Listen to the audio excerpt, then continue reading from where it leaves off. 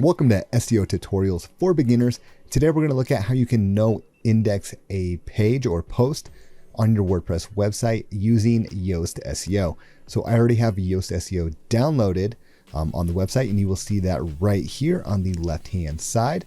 From there, if we open up a post, and let's go ahead and click on Add New Post, you will see the Yoast section right here. If you do not see it, sometimes you might have this closed, and then you will notice that it gets kind of pushed into a box right here. So if we hit that little arrow, it will open back up.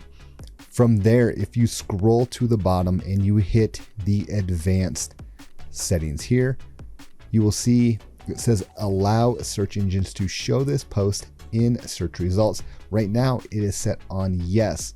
So you can click on that and then you can hit no.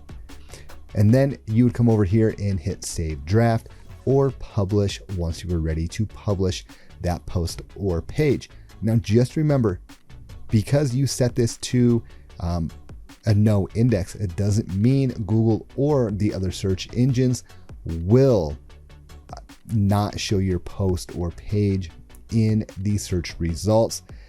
This is just something that you hope they will show and follow your rules, but they do not have to.